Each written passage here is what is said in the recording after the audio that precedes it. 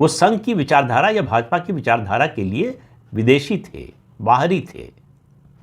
भाजपा को लगा कि इनको अपने रंग में रंगा जा सकता है। ये गलतफहमी भाजपा की थी, तो उसके लिए उसका दोष जगदीप धनखड़ को नहीं दे सकते, उसका दोष भाजपा पर है।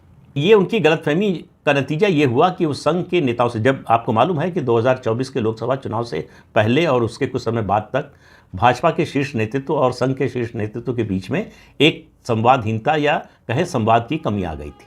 उसका फायदा उठाया उन्होंने। संघ के बड़े पदाधिकारियों से मिलते थे तो प्रधानमंत्री की बुराई करते थे, उनकी आलोचना करते थे। वो ये भूल गए कि उनको उपराष्ट्रपति बनाया किसने है। उनको लगा कि संघ की जो ताकत है वो उनको ये समझ में आई कि जब चाहे संघ प्रधानमंत्री नरेंद्र मोदी को हटा सकता है। अब इस गलतफहमी का कोई इलाज नहीं है।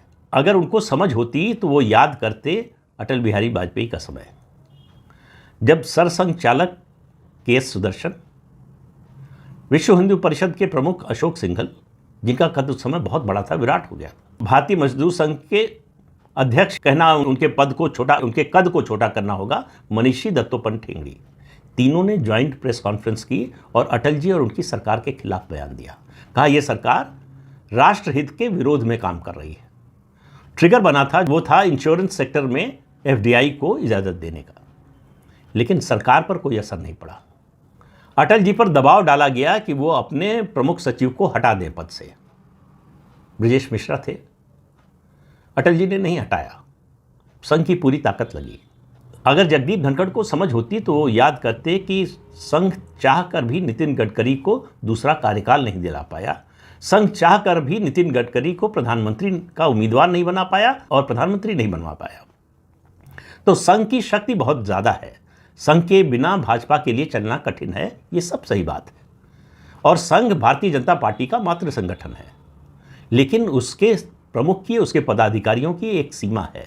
संघ की ये जो शक्ति है उसके स्वयंसेवकों से आती है, जो ज़मीन पर काम करते हैं। उसके पदाधिकारियों से उसकी ताकत नहीं है। तो पदाधिकारियों की इच्छा हो सकती है कुछ, लेकिन उनको देखना पड़ता है कि स्वयंसेवकों की इच्छा क्या है। और गुरु जी ने जो बात कही थी, उन्होंने कहा था संघ कुछ नहीं करेगा और स्वयंसेवक कुछ नहीं छोड़ेगा। तो स्वयंसेवक कुछ नहीं छोड़ता है, वो राजनीति में सीधे कभी नहीं है, लेकिन राजनीतिक गतिविधियों, घटनाक्रम पर उसकी नज़र रहती है। 2013-14 में जो फैसला हुआ नरेंद्र मोदी को प्रधानमंत्री पद का उम्मीदवार बनाने का, उसमें संघ के स्वयंसेवकों की राय की बहुत बड़ी भूमिका है।